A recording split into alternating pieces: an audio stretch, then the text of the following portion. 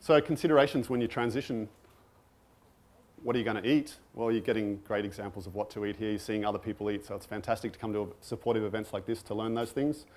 You're learning a lot here, and it's probably a lot more than maybe what you're realizing that people are learning, especially those here for the first time. You've got to learn how much to eat. Like Doug was talking about eating blueberries for a few days or a week or something.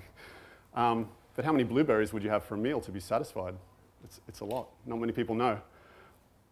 So you've got to learn how many bananas is in a meal, what satisfies you.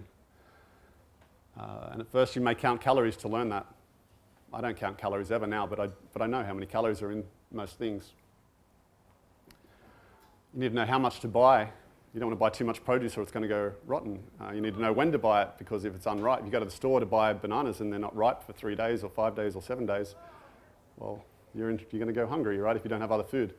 So planning goes a long way. So I like to keep 2 or 3 boxes of bananas in my house at any time with different stages of ripeness, just so I know. Just so I know that I'm going to have food when I need it. A lot of the time I travel around the world, and I have the privilege to just go and buy food daily. So that's a really nice option. But I've also lived in Canberra in Australia when I was working with IBM, and I bought my produce once every 2 weeks, because I would go all the way to Sydney, like a 6-hour drive, or 4.5-hour drive actually, 4.5-hour drive to the markets, get my produce from organic wholesalers there, and come back for my friend and I, and we'd just have a whole car full of food. And we found we could last about 2 weeks without having to go back again. This is a long trip, but that's kind of the extreme. It's difficult to keep food from going bad when you're keeping it for 2 weeks.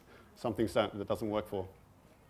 But if you get bags to put leafy greens in the fridge, those breathable bags that you can make lettuce last for like 2 or 3 weeks. It's pretty amazing for extending the life of your food. So you need to know where to buy stuff. You need to find out where wholesalers are, because it's so much cheaper to buy by the box and to buy from wholesale at wholesale price. And at wholesale price, you may be able to afford buying organics when you may not otherwise. If you go to a retail organic seller and buy 1 banana at a time, it's going to be such an expensive diet. But it's such an affordable diet when you're buying seconds of bananas and seconds of various produce, and they taste exactly the same as the ones that are more expensive, except they're closer to being ripe. I've had free bananas from wholesalers, boxes and boxes of bananas for free, just because they were yellow. They weren't even spotting yet. So I still had to wait a few days till they were ripe.